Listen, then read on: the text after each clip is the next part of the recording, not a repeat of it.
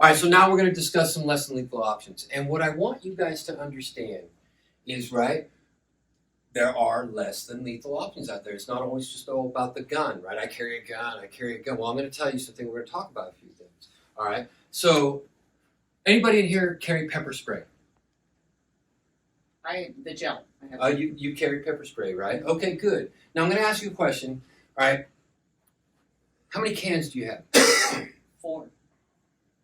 How many cans do you have? 1 that I carry. 4 cans? 4 cans. You bought 4 cans, Yes. and you carry 1. Correct. Where are the other 3? They're I've dispersed them in different areas on my So, quad and different some parts. here, some here, some here. Yeah. Let me ask you, did any of you buy pepper spray for your wife or children that you love? Okay, how many cans did you buy her? 2. 2. You don't love her. Well, 1 for her car and 1 for her own person. 'Cause One she's for her own she's a person. carrier So you as bought her well. 2 cans, Yeah, right? 2 cans. 2 cans. Okay? So here's what I want to remind you guys. We're going to explore this, okay? All right? So you got 4 cans stashed stationary. You got 2 cans for your wife because you love her. You want her to be able to protect herself. So she's got 1 in her car, 1 in the purse, something like that, 1 wherever, right? 2 cans, right? And I asked you, don't you love her? Yes, I love her. Yes, of course you do. Then why didn't you buy 15 cans? And why didn't you take her into the backyard and show her how to do that over and over and over and over again? So she could learn how to utilize that weapon system in her hands. So that you go in there, because your time is more valuable than that can. And when you're going to put something in somebody's hands, and I'm talking to him right now, but I'm talking to all of you as well, right? Because you're going to put something in a loved one's hands, you better take a good look at them and say, can they use it? Have they ever used it before? Because they're all a little different. So what's the mechanism? Twist, pop, thumb, press, what? We don't know. But what I want you to do is buy 15 cans. And you take those in the back because they're one-shot disposables. You can't go, okay, put the cap back on, put it away. No, once you use it, it's done. So you take her in the backyard because you love her so much. Same with your daughters, same with things like that. And you go and put a dot on the fence. And then you start saying, okay, let's do this. Is it a spray? Is it a mist? Is it a stream? Is it 3 feet, 5 feet, 7 feet, 12 feet, 25 feet? We don't know. Can I engage here? How close do they have to be? What's it going to be like? Well, now we get to experience that. So you take her in the backyard and you show her how to use it. You do it with her and she's going to figure it out. She's going to go, oh my gosh, look how far that goes. Right? Now you've got that mental image in your mind that I can engage at this distance if I feel threatened. Right? Like I said, I'm talking to him, but I'm talking to all of you. Right? He was just brave enough to raise his hand. So, then they're going to learn how to operate that mechanism, that weapon system. And I refer to it as a weapon system. Right? If you're going to defend yourself with it, then it's a weapon system. Right? It's a deterrent. And so then, right, run through that can. Have her put it on her, put it wherever she's got her purse in there. It's going to be in the purse, and have her wear a purse. And you say threat, and you say how long it takes her to go like this and get that up there, and if she's got enough time. And you have her practice it over and over and over again. Right? And when that can's empty, keep working with it. Still go through the muscle memory. You can still go through the mechanics to operate it, and they get use out of that.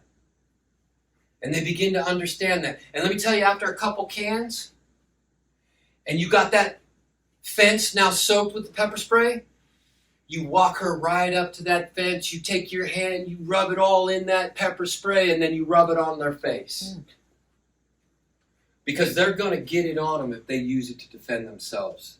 And you want them to start to experience what's going to happen to the eyes, the swelling, the tears, the nose running, the mouth now gaping open. You want them to know that it's part of it, because if they spray somebody and all of a sudden it's getting on them, or maybe they spray it into the wind not realizing they didn't take that into account when they pulled it out and discharged it, and now it's all in their face. Do you want them to stop biting? No, they've got to keep biting. So that's why you make sure they experience that, so they know it's part of it. That their eyes are going to swell, their face is going to burn, their nose is going to run, the mouth's going to hang open. Because the last thing you want for them is to stop biting. So this is how they begin to train. This is what I mean by taking knowledge, taking an object, coupling it with action, and repeating it over and over and over again, so it becomes second nature, so that it becomes a part of their arsenal, so that they can then rely on it, and you will feel so much better knowing that you spent the time with them. And it doesn't matter what the device is. It doesn't matter. If you're going to give your daughter, my daughter, I gave her a knife. Right? I gave her a knife. And I took her and I showed her how to fight with it. And I showed her. And I took carpet just like this that I'm standing on right here, and I put it in the garage, and I put it on a stand, and I told her, you keep poking till you can pop right through it. Because that's what it feels like when skin snaps. And this is my lovely princess. I love her more than anything. Do you think I want to show her these visceral facts about life? And I said, when you feel that skin pop, you act like a sewing machine and you run. And where are you going to attack? Right here. Right here. You want to get that femoral artery. You want to get that knife in their crotch. Because they're not going to be able to run. They're not going to be able to chase you. You stab, stab, stab. If the hands come down, you go straight up to the throat. And this is my little girl. When she was young. And I got her that very first special knife. And I told her, this is yours. And it's the same with those cans of pepper spray. If you want to put those cans of pepper spray in somebody's hand, you got to teach them how to use it. It's not just get 2 cans. You got one for your purse, you got one for the car. No, you got to train them in how to use it if you really want that. How many times have you ever done anything right the first time you try? These are the things life teaches us. So how successful do you think you're going to be when somebody's trying to hurt you? Because let's take it up a notch. How many times have you ever done something right when somebody's trying to hurt you? That's not the first. You shouldn't be doing anything for the first time if you're going for a weapon system. So I want you to know, you love them, you take them in the backyard, you train them with that pepper spray. So now they know how far to engage. They know what to expect. They know how to operate that, and you have them practice over and over and over and over again. You take that knowledge, you couple it with action, and you repeat it over and over until it becomes yours. Because otherwise, that knowledge will not serve you when the time comes. And so I want to share with you these things, these ideas, and these concepts. And so when we talk about pepper spray, number one, I don't think it's a great option. I don't. Because you've all seen videos, you've probably seen things that take the big bucket of spray and they'll be spraying somebody down and that guy will be standing, am I under arrest? Am I being detained? No, you're not. You can leave anytime, right? But it doesn't incapacitate them, right? It does not incapacitate them. And that's the goal, is to incapacitate the threat, to stop the threat. So pepper spray is not very effective when that comes. Let's put it this way. If somebody's been stalking your wife or your daughter and for a couple weeks, getting their routines down and everything else like that, and tonight's the night they go in the box, if all they got is pepper spray, they're probably going in the box.